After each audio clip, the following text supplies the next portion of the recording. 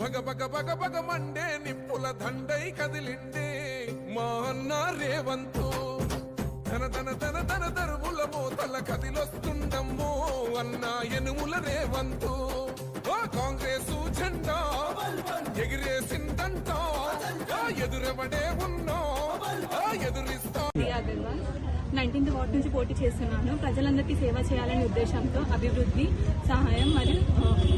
సహాయంతో కాంగ్రెస్ పార్టీ నుంచి తరఫున ఈ నిర్ణయాన్ని తీసుకున్నాను. 19th వార్డులో వచ్చిన ఏ సమస్య అనేది నేను ఆదించుకుంటాను. మన వార్డు అభివృద్ధి కోసం మీ అమూల్యమైన ఓటుని నన్ను చేసి గెలిపించాలని నిర్మాణంగా కోరుకుంటున్నాను.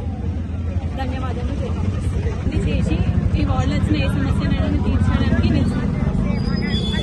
సమస్యలు ఏమొచ్చినా నేను తీరబెడదామని మీ మేజర్ గోల్కట్ను గెలిపిస్తారని కోరుకుంటున్నాను. అందరికీ నమస్కారం. వార్డ్ 19 కాంగ్రెస్ పార్టీ నుంచి వచ్చేది పోటీ చేయబోతున్నారు అభివృద్ధి కోసం. మీరందరూ సహకరించి మెజారిటీని గెలిపేయాలని కోరుకుంటున్నాను. ధన్యవాదాలు.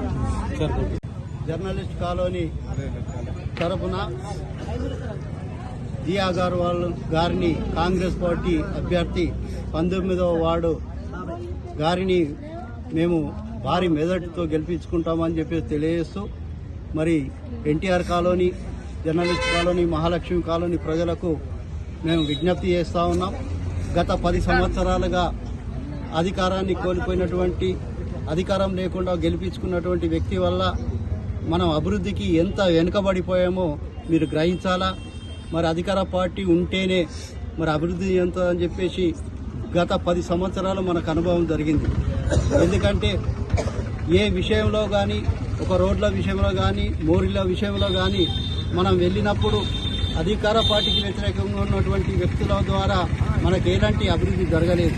ఇప్పటికైనా మనం అధికార పార్టీకి అండగా ఉండి ఒక కౌన్సిలర్ను మన 19వ వార్డుకు గెలిపించుకుంటే, మన కాంగ్రెస్ పార్టీని గెలిపించుకుంటూ ఉంటే మరి అధికారంలో రాష్ట్ర ప్రభుత్వం ఉంటుంది కాబట్టి అధిక నిధులు వచ్చేసి అభివృద్ధి చెందే అవకాశం ఉంటుంది. కాబట్టి journalist colony, NTR colony, Mahalakshmi colony ప్రజలందరూ ఏకగ్రీవంగా భారీ మెజారిటీతోటి దియా అగర్వాల్ గారిని గెలిపించుకోవాల్సిందిగా విజ్ఞప్తి చేస్తాం.